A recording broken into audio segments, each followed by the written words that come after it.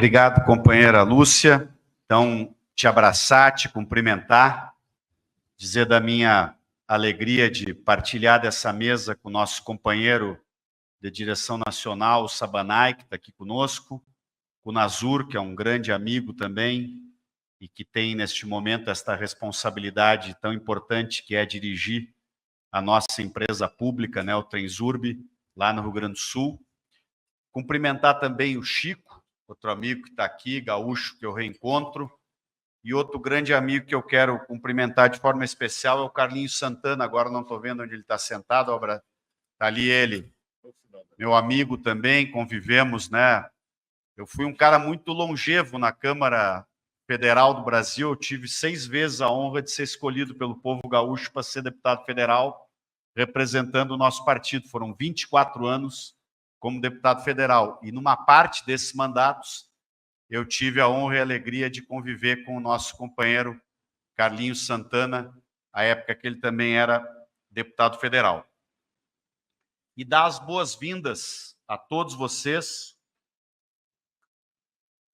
a todas, né, que estão aqui na sede do nosso partido para refletir, debater e tratar sobre um tema que é tão importante para o povo brasileiro e para o nosso projeto de nação, para o nosso projeto de país e para o nosso projeto de governo que temos hoje a responsabilidade de dirigir. Então, sejam todos e todas muito bem-vindos, bem-vindas. Eu trago aqui um abraço da nossa presidenta Gleise, que gostaria também de estar aqui e não pôde por um outro compromisso, e de toda a nossa direção nacional do partido. Eu dizia para a Lúcia, quando combinamos aqui antes do início, né, que eu não ia falar muitas coisas sobre o sistema metroferroviário do país, que nós estamos aqui reunidos com um conjunto de especialistas. Isso é uma coisa que eu aprendi na minha vida. Como eu sou um generalista, né, Carlinhos, sempre fiz ao longo...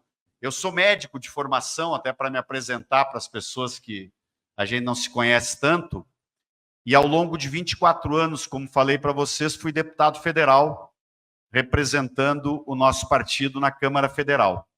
E hoje tenho também a responsabilidade e a honra de exercer esta tarefa como dirigente partidário, como secretário-geral nacional do nosso partido. Então eu dizia para a Lúcia, e repito aqui para vocês, que eu não vou falar demais sobre o tema que é de especialidade, militância, trabalho e luta de todos e de todas vocês que têm seguramente uma longa história, né, de batalha e dedicação a este modal de transporte que é tão importante para o Brasil e para o povo brasileiro. Vou dar aqui alguns pitacos e vou falar um pouco mais ao longo de, no máximo, 10 minutos, se a Lúcia me conceder esse tempo, sobre o que eu acho e a minha avaliação do que está acontecendo no nosso país. E seguramente o debate que vocês farão, ele vai estar inserido dentro desta conjuntura, dentro deste desafio para o qual todos nós estamos, no qual todos nós estamos inseridos, né? Cada um de nós numa determinada tarefa, numa determinada frente, mas todos com uma visão única, que é a recuperação do nosso projeto de nação, que recém iniciou. Nós vivemos, como todos aqui sabemos, um período de enorme retrocesso na história do nosso país, desde o golpe que derrubou a presidenta Dilma até a eleição marcada por todas as características que marcaram a eleição de Bolsonaro e, portanto, este período de ascensão do fascismo no Brasil, de ascensão de um projeto de poder de extrema-direita no país, e que nós, do outro lado, também tivemos muita força, e temos muita força e muita capacidade política para confrontar, resistir e derrotar parcialmente este projeto quando recuperamos a presidência do Brasil, recolocando o presidente Lula na presidência, mas todos nós também sabemos que a extrema-direita, ela é forte no Brasil e no mundo hoje por um conjunto de variáveis. Eu preciso ser sintético numa fala de 10 minutos, mas duas variáveis centrais eu quero partilhar com vocês. A primeira é a hegemonia de um modelo econômico altamente concentrador de renda, que é o neoliberalismo na sua fase daquilo que eu apelido, cada um pode botar como preferir, isso não importa muito, o que importa é a compreensão, nesta fase daquilo que eu gosto de chamar a hiperfinanciarização do capitalismo. Esta é a fase que nós estamos vivendo hoje. E quais são as características centrais desta hiperfinanciarização do capitalismo? É uma enorme concentração de renda, onde um grupo cada vez menor de pessoas detém uma riqueza cada vez mais concentrada. Esta riqueza é cada vez mais deslocada para os mecanismos especulativos e cada vez menos colocada naquilo que nós poderíamos chamar de um processo produtivo real, efetivo, gerador de empregos, gerador de construção de infraestrutura, por exemplo, de novas linhas, de novas ferrovias, num país como o Brasil, onde isso é tão necessário. Porque, obviamente, abrindo este parênteses, e um parênteses aqui focado, que contribui seguramente para o seminário que vocês vão estar fazendo nos próximos dias, hoje, nos próximos 2 dias, Lúcia, é isso que vai ser? Ou seja, de um lado nós temos um país e um povo que necessita e reivindica transporte melhor. E o modal ferroviário, ele é altamente necessário e positivo, tanto a nível urbano como nas ligações entre cidades e entre estados, E nós temos, neste capitalismo financiarizado, nós temos estados enfraquecidos. Que esta é a outra característica que eu quero chamar a atenção nesta minha breve fala com vocês. Então, a riqueza se concentra dentro dos países e a nível global. Boa parte dessa riqueza é deslocada para atividades não produtivas, vamos apelidar assim, que é uma maneira mais fácil de compreender, onde na ciranda da especulação financeira esta riqueza se reproduz e estas poucas pessoas, estes poucos conglomerados, eles acumulam cada vez mais riqueza que não chega na ponta, na atividade produtiva necessária. Nós sofremos um golpe no Brasil embalado exatamente por esta hegemonia. Que, obviamente, o golpe contra a Dilma não se deu porque a Dilma sabia conversar melhor ou menos na articulação política, etc. Não, se deu dentro de um ambiente onde o estabelecimento de um projeto de nação que se abriu com a eleição do presidente Lula, com a nossa eleição, e continuou com a eleição e a reeleição da presidenta Dilma, começou a acumular um conjunto de contrariedades. Aí nós poderíamos entrar em diversas áreas, mas o tempo não vai me permitir. Mas, por exemplo, quando um país toma a decisão de dizer o petróleo do pré-sal vai ser explorado de maneira X a atender os interesses nacionais, os interesses do povo brasileiro. Vamos fazer um fundo soberano, vamos investir esse fundo soberano em educação, saúde e tudo que nós conhecemos. Então, tudo isso gerou uma reação que terminou, infelizmente, sendo temporariamente vitoriosa e que levou ao governo Temer e depois ao governo Bolsonaro. Este ambiente é um ambiente global, de crescimento da extrema-direita. E depois de falar do primeiro ponto, que é este capitalismo financiarizado, eu falo de uma segunda questão que é fundamental para esta hegemonia política que nós vivenciamos hoje e contra a qual nós lutamos, e felizmente que eu tenho uma leitura sempre otimista, responsável. O adversário é muito forte. Ele tem muito capital na sua mão, ele concentra o poder econômico, ele tem poder midiático e ele tem uma rede digital desregulada. Que a questão não é a esquerda não sabe usar tão bem esta ferramenta e a direita sabe usar essa ferramenta melhor. Isso pode ser uma verdade parcial, até porque arrogantes nós não devemos ser, e seguramente, Lúcia, nós sempre temos o que aprender para melhorar nossa capacidade de comunicação e de disputa de hegemonia numa sociedade. Agora, o tema central da rede digital, que eu não chamo de social de propósito, né, é que ela hoje é um mecanismo de disputa de hegemonia desigual, porque ela é vivenciada num ambiente desregulado. Aliás, uma das coisas que eu entendo que o nosso governo, liderado pelo presidente Lula, deve colocar como alta prioridade é a luta pela regulação da rede digital. Para ganhar ou para perder, nós temos que transformar isso, Chico, em pauta prioritária do nosso governo. Porque isso sim muda a correlação de forças sobre como se disputará o projeto político que nós estamos implementando e que terá um embate muito pesado de hoje até 2026, que é um debate continuado, evidentemente, mas que terá um momento marcado que vai ser o momento onde a democracia brasileira vai ser posta em teste de novo. E,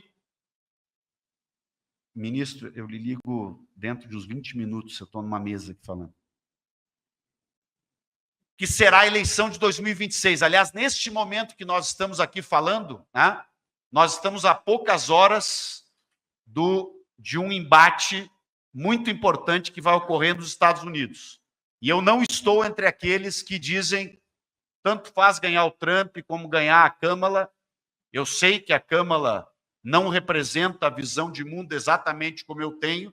Eu sou um socialista por convicção e formação, mas eu também aprendi na política que tudo faz diferença. Então é muito diferente nós termos uma presidenta como a Câmara e não termos um Trump na presidência dos Estados Unidos. Mas isto é um embate que vai está ocorrendo. Aliás, lá o sistema é tão... vou usar uma palavra cuidadosa, nós estamos tudo direto aqui nas redes, né, mas o sistema é, no mínimo, de uma complexidade exagerada. Tem gente que já está votando há diversos dias por correio, aí o voto lá é tudo escrito, toda aquela confusão do sistema americano, que alguém pode fazer mais votos numericamente, não levar a presidência, todos aqueles rolos do sistema deles. Mas voltando aqui para o nosso tema. Então, estas duas questões, a hiperconcentração de capitais e o enfraquecimento dos estados nacionais e a força que tem a rede digital hoje para gerar, inclusive, compreensões que muitas vezes são bastante distantes da realidade. É como se fosse numa frase mais simples, assim, aquela coisa de que a capacidade de aferição do cidadão, da cidadã, muitas vezes ela está descolada dos fatos reais, porque sempre os mecanismos ideológicos foram para confundir esse tipo de coisa, né, Carlinhos? Só que agora eles são sofisticados numa visão, assim, do meu ponto de vista, numa potência exponencial. Então, por exemplo, né, a economia de um país pode estar melhorando de uma maneira determinada. Eu, por exemplo, tenho uma leitura de que a economia brasileira, desde que o presidente Lula reassumiu, ela melhora mês a mês, sob a liderança do nosso ministro Haddad. Os acordos coletivos começam a ter ganho real de salário, nós começamos a ter um desemprego cada vez menor, o poder de compra vai melhorando, mas ainda quando tu vai aferir a opinião pública, como é que ela está percebendo isso, hoje nós temos o seguinte desafio na nossa frente: em torno de 1/3 da sociedade brasileira define o governo Lula como bom e ótimo, 1/3 define como ruim e péssimo, e 1/3 está ali no terreno do regular, sendo disputado permanentemente para definir para que lado vai a hegemonia do país. O nosso desafio político é ampliar este apoio e esta popularidade do presidente Lula, do meu ponto de vista, e estou partilhando a minha visão sintética da conjuntura com vocês, e já estou passando demais aqui do meu tempo, porque a popularidade do presidente Lula é uma espécie de seguro democrático para o Brasil. Porque a próxima disputa que está em curso e se acentuará ao longo dos próximos 2 anos, ela, do meu ponto de vista, vai repetir o que foi a última. Um campo liderado pela esquerda e por nós, que tenta abarcar, né, um campo democrático mais amplo, e a extrema-direita com o seu candidato, que vai polarizar a eleição. Não há, na minha opinião, cenário para que se crie qualquer tipo de terceira via viável. Então, o nosso governo e o nosso projeto de nação, o que tem que fazer? Ele tem que, passo a passo, superar as amarras desta hegemonia ultraliberal que não se dá no Brasil, ela não é derrotada com a vitória do Lula na eleição. Ela é progressivamente enfrentada a partir da vitória do Lula, com um conjunto de medidas que vão alterando esta correlação de forças e ampliando a capacidade do Estado brasileiro, que hoje é liderado pelo nosso governo, de investir e melhorar a vida do povo brasileiro, que é o motivo pelo qual nós fazemos política e dirigimos o país. Agora, isto nunca é feito no ritmo que nós desejamos.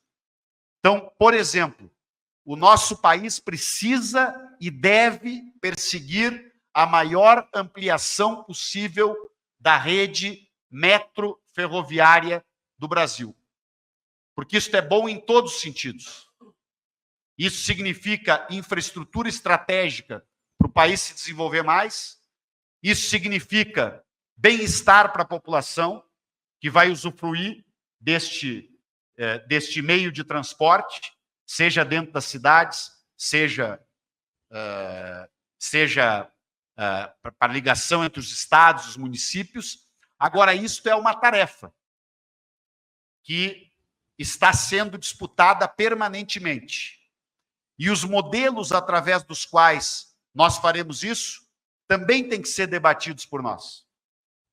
Tem que ser debatidos sempre sob a égide de que é preciso garantir o controle público estratégico sobre esse setor, do meu ponto de vista. Podem ter, eventualmente, diferentes formatos de expandir o setor? Pode. Desde que o controle público estratégico, esta é a minha opinião, esteja garantido. Então, por exemplo, para falar de uma coisa gaúcha aqui, que é nacional, eu estou entre aqueles que defendo, como está escrito aqui numa das faixas, eu li, não sei se aonde que eu li, defendo que o nosso Transurb deve sair do PND, porque ele deve permanecer sob controle público.